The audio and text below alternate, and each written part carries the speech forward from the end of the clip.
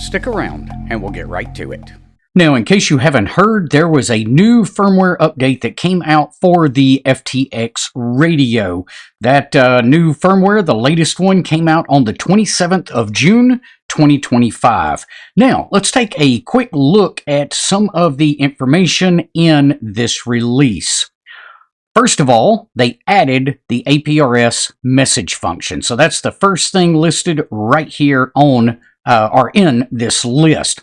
The other thing that I was looking at is improved APRS beacon sensitivity. And those are the two things that I really want to pay attention to today. So let's go ahead and jump over to the table behind me and get going. Now, first up, let's take a look at messages. I'm going to long press the top right button and bring us into the main menu and go over to message list.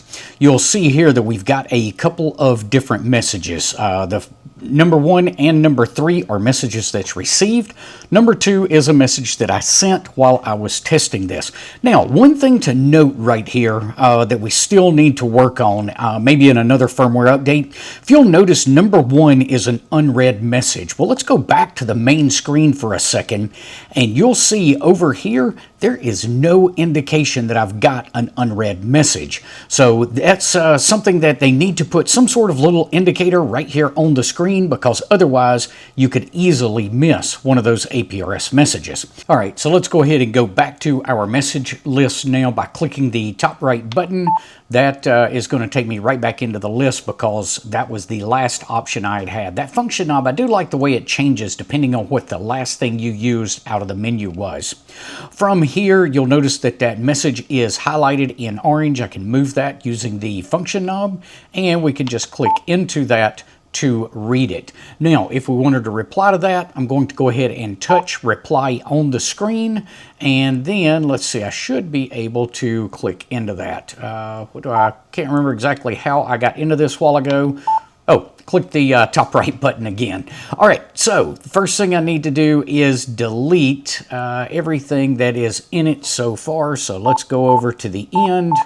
And this is another one of those things I really wish Yaesu would work on, is when I click reply, just give me a blank screen. I shouldn't need to delete the original message before I reply, but all of their radios work that way, and I don't suspect we're going to see a change in that anytime soon. Now we can just sit here and type out the reply on the QWERTY keyboard. Once you've got the reply typed out, just go ahead and hit return or enter, and then we can go ahead and press message TX right here.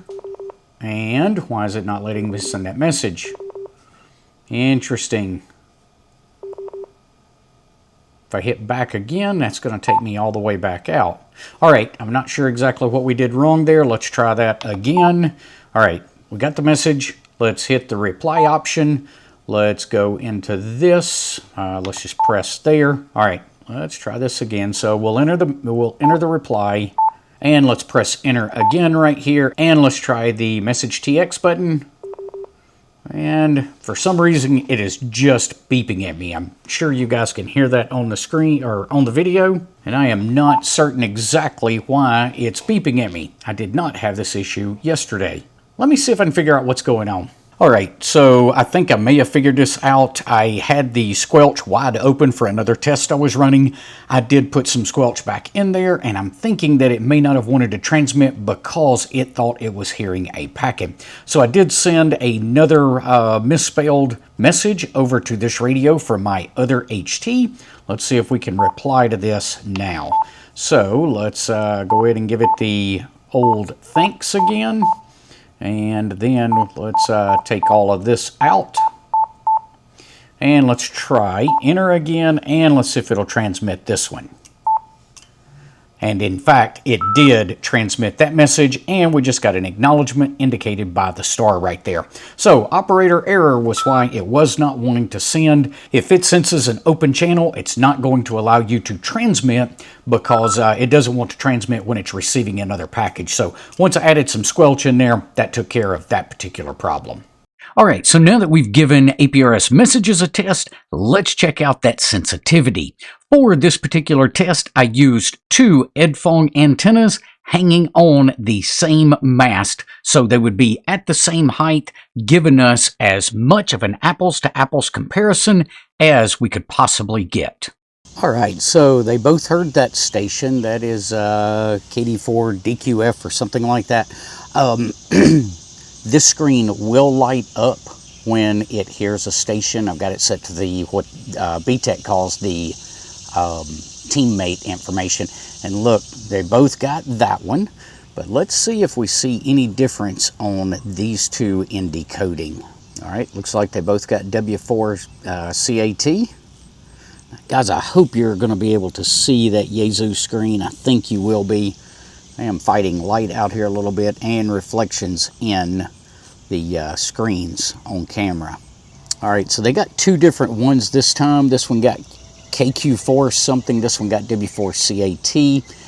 Now, this one got KO4 DFO. This one got something different. So that's always interesting when they're getting different things. The Yaesu got one that the BTEC did not. All right, this one got KK4 KTV. The Yaesu did not pick up that station. All right, now this one got K4 MGY, and this one did not pick that up this time. So this one just picked up a field day object from my station. And I don't believe that this one picked that up. So this one did not pick up the field day object. All right, there's W4 DMM that the Yaesu picked up. This one did not get it. And you know, come to think of it, I don't think this radio will display objects in the what they call the teammate list. Both of them got that station right there. I think the UV Pro will only show objects if you're in the app or if you're on APRS Droid, but I don't think it'll show it on the radio itself. Now, we got picked up one over here, a new one over here that we did not get on the BTEC. All right, picked up another one over here that we did not get on the BTEC radio. All right, now the FT5 just decoded something that the FTX didn't, but I'm noticing this object seems stuck on the screen. So I'm going to go ahead and just hit the back button to get that off, and let's see what happens now. All right, so the FTX picked up one that it doesn't look like the FT5 picked up. All right, looks like the FTX picked up another one that the FT5 didn't pick up. All right, now both of them got that particular station there. We see it on both screens for both of the radios, and it looks like they both picked up KU4B as well.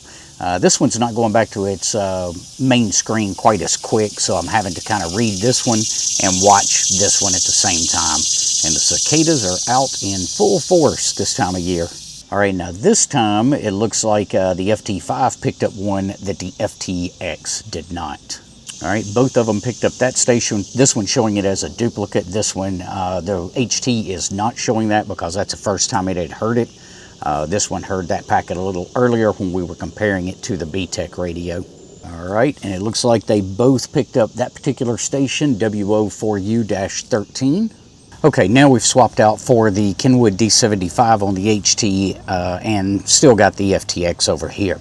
Let's see how it compares between these two radios. All right, so I'm having to tilt this one a little so that I can see the screen easier. They both decoded that particular packet. They both got W4 CAT there. Sometimes on the Kenwood, you will only see it across the top of the screen instead of filling the full screen. It depends on how I've got the packet filter set. So that's why you may not see it full screen on the D75. All right, but the D75 picked that one up, and so did the FTX. All right, looks like the FTX got one that the D75 did not in this particular case. And they both got that one N5EI.